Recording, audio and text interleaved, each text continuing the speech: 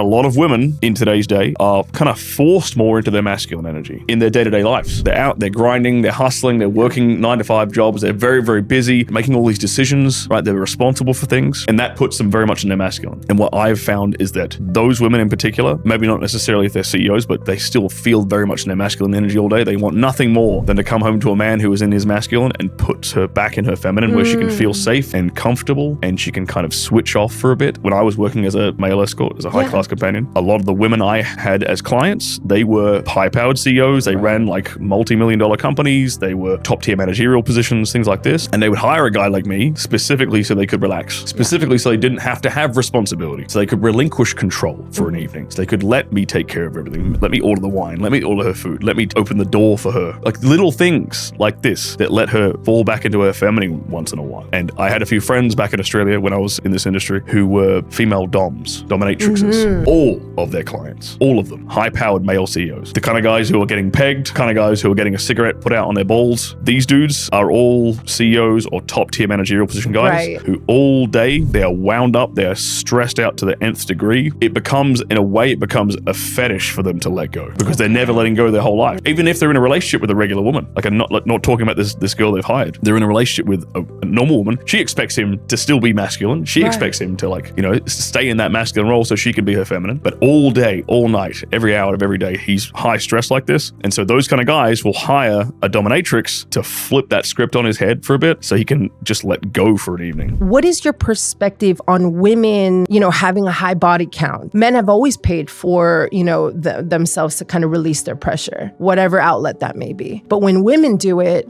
has your perspective changed because of your experience, or what's your view on that? In the porn industry in particular, obviously there's, due to the nature of the work, right, there's a lot of women in that industry who are able to compartmentalize sex and intimacy separately. Right. Kind of in a way that men naturally tend to do. Whereas women, on average, the average woman tends to link intimacy and a lot of emotion and love with the act of sex. Women who've been in porn a lot or who've been in that industry and have been successful in it because they're able to compartmentalize those two things and separate them a lot. At least from my understanding of it, a lot of it has to do with oxytocin release, because one of the biggest reasons for women to fall in love, and what we call the scientific term for that would being pair bonding, comes from an overwhelming release of oxytocin in their brain, which happens during the acts of sex. It happens, and orgasm in particular. It happens in other things like cuddling on the couch, doing meaningful activities together, you know, acts of service, these kind of things can release oxytocin as well, but a big dump of oxytocin happens during the female orgasm. And that is very, very often what will cause a woman to fall in love with a man. If you take a woman who's a virgin, not all the time, but very often, she will get very strong feelings for the first man she sleeps with. What tends to happen, and what I have observed tends to happen, is the more sexual partners a woman has, the more those two aspects of her, the love and affection side of her and the physical sexual side of her, can start to be separated a bit. And she has the capacity to separate those two things. When she has more sex. When she's had more sex. Wow. Okay. Yeah. And do you think that is a good thing? It's a thing. Depends what you want out of life.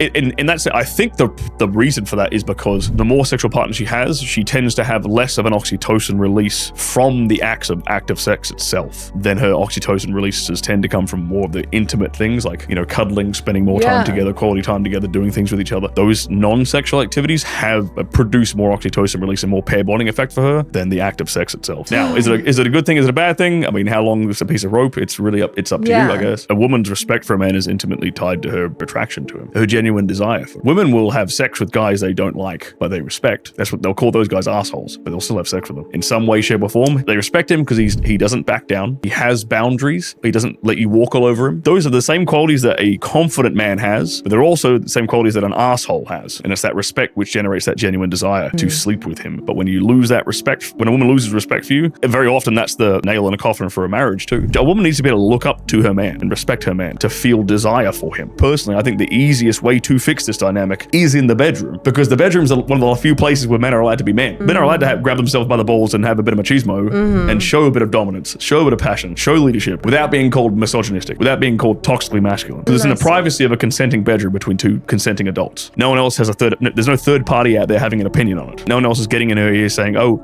your husband's telling you to do the dishes. He's sounding controlling, but there's no one in the bedroom saying, oh, your husband's telling you to bend over. He's sounding controlling. Yeah. In that context, it's sexy. Right. In that context, she's actually enjoying it, and she's not getting like societal conditioning saying that that's bad. We can fix that dynamic in the bedroom, and lo and behold, everyone's happier again. She respects him. She's got desire for him. His wife is no longer nagging him and being a pain on his ass. Right. It's peace Yeah. again. Everyone's happy. Everyone's orgasming. We're all having a good time. Yeah.